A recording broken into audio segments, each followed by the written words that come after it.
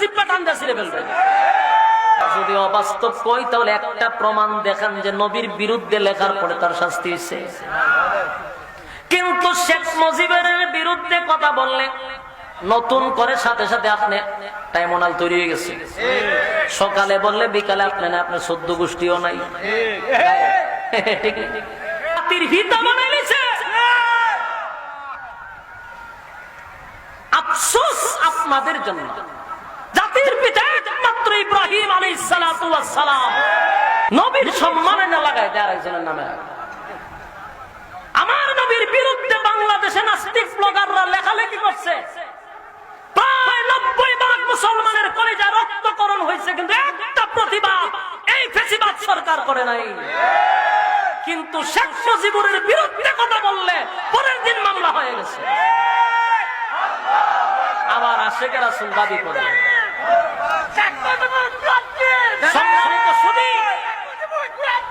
সম্মানিত সুধী, বন্ধ করেন, বন্ধ করেন, এসকে বন্ধ করেন।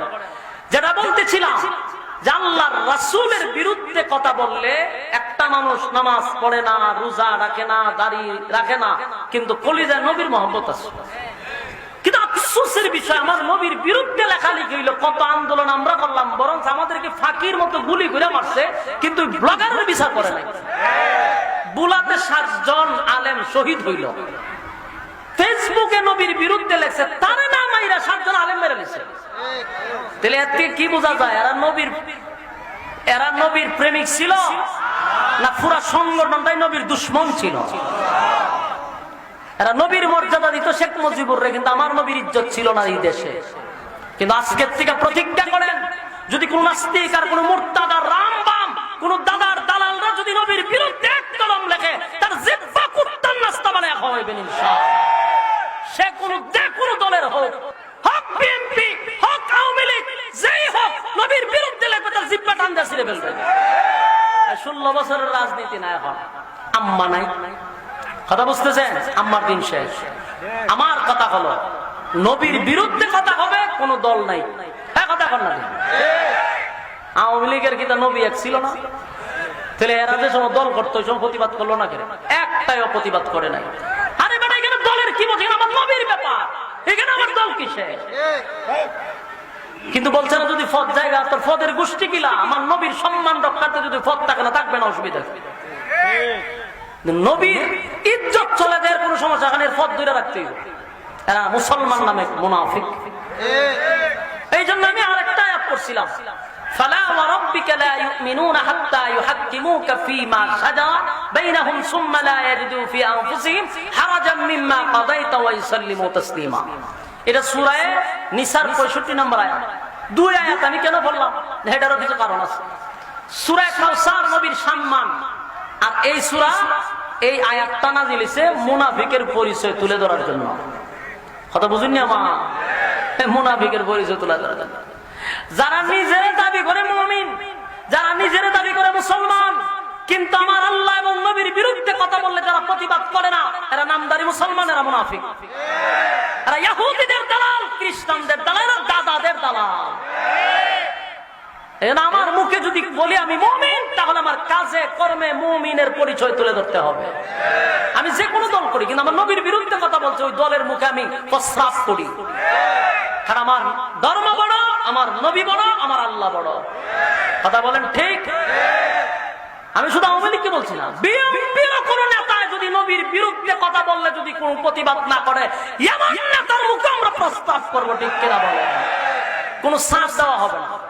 কারণ 16 বছর থেকে যদি আপনারাও শিক্ষা গ্রহণ না করেন, যেই জুতার বাড়ি 24 সালে, এই জুতার বাড়ি 30 সালেও হবে। কারণ আল্লাহ কোন জালেমকে প্রশ্রয় দেয় না। জালেমের ব্যাপারে কসম আল্লাহ কটা করছে জানেন? 7টা। জোরে কোন কয়টা? 7টা খালি কসমই করছে জালেমদের ব্যাপারে।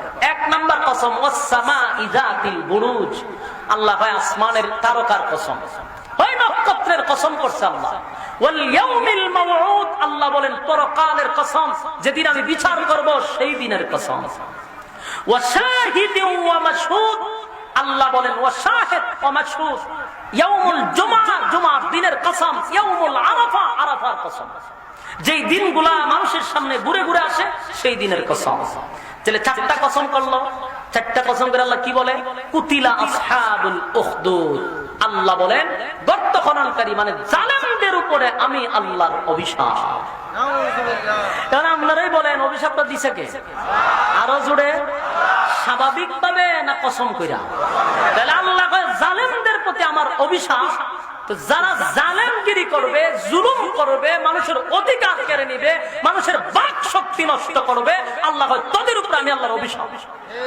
আল্লাহর অভিশাপ যেখানে থাকে বুঝা রাখবা, নমরুদরে যেমন জুতাটা ভিড়ে লামাইছিল, তোমরাও যদি আল্লাহর পাওয়া ক্ষমতা পাইয়া যদি অপব্যবহার করো, তোমাদের জন্য ওই নমরুদের জুতা রেডি। যে কোনো দল হোক, আল্লাহর আইন লঙ্ঘন করছো, সীমা লঙ্ঘন করছো, জুতা রেডি। কথা হয় না? নমরুদ দ্বারা আল্লাহ গোটা পৃথিবীর বাসায় দিয়েছিল। শুধু আমেরিকা না, রাশিয়া না, আসমানের নিচে যত এরিয়া, নমরুদ আল্লাহ এই ক্ষমতা দিছে। নমরুদরে ক্ষমতা দেওয়ার পরে নমরুদ ক্ষমতা পাইয়া আল্লাহর নাফরমানি শুরু করছে। নিজেই কয় আমি নিজেই খোদা। নাউজুবিল্লাহ। ক্ষমতা ভাইয়া কি কয়? আমি নিজেই খোদা। যেমন ক্ষমতা ভাইয়া নবী বানালিছে ইব্রাহিম নবীর মতো। কথা ভাই না? ক্ষমতা ভাইয়া জাতির পিতা বানালিছে, কদিন করে লাগাই দিল ইব্রাহিম আলাইহিস সালাম। নাউজুবিল্লাহ। সুযোগ পাইছে না কাজে। খালি ক্ষমতা পাইলে তো মাথা ঠিক থাকে না। খালি আওয়ামী লীগ খালি না, যে কোনো দল যদি ইসলামের বাহিরে যায় এটিও ঠিক থাকে না। কারণ পুতল টানতে টানতে মাথা নষ্ট করে লায়। তখন খার নামের ভিতরে কি লাগাইবো ইয়াদ নাই। নবীর আইন না মর্যাদা লাগাইলা মানুষের উপরে।